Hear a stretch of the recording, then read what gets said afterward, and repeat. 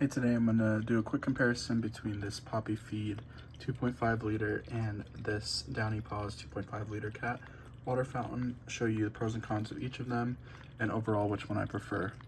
So first off, this Papifeed's has a plug-in, so it's a 4-foot cord. It also comes with 2 replacement filters, this replacement sponge that goes in the pump, and a brush to clean, and this silicone tube that connects. So it all connects inside. That's the pump right there. Since it's clear, you can kind of see this is actually where the filter goes, right in this little thing right here. So the setup is really easy. What you want to do for both of these is you soak the filter for 5 minutes before you insert, and then you fill up the container, and then you go ahead and attach the other part. So this spout goes in, and you attach the pump with the silicone tube that it comes with. Now, when I was setting this up, one thing I'll recommend is to wipe things down, because in the bag they might get a little bit of the fuzzy pieces from the filters on like the tube and stuff. So I just make sure to wipe everything down, and that goes for both of them as you're setting them up. But one of the things about this DownyPaws is that it actually runs on battery. So this is the actual rechargeable battery too, I should say. Now, an important thing to know about this is not able to be immersed in water.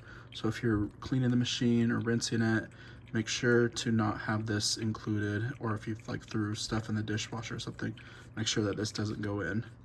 To remove it, you just press these 2 buttons on the side, and then it plugs in right there, and then it has the different options that I'm going to show you. So I'm going to go ahead, slide it back in, turn it on. You just press for 2 seconds, and it'll automatically turn on to the motion sensor, which is my favorite mode. So it turns on for about 20 seconds, and then it'll just go based off of any movement that it sees. The other mode is a timer mode, which will go for 20 seconds, and then it will turn off for 15 minutes, then go for another 20 seconds, and then just repeat that process. I prefer the motion sensor just because it's like anytime he walks by, it'll turn on for a little bit.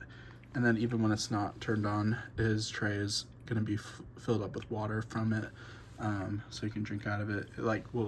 It's at an incline, so it slowly is draining down to the bottom. Now, another thing is you can see where it's at. I like that they're both clear, so you can see where the water line is, and they both have the minimum and max fill. I believe this one is on the back here, so you can see.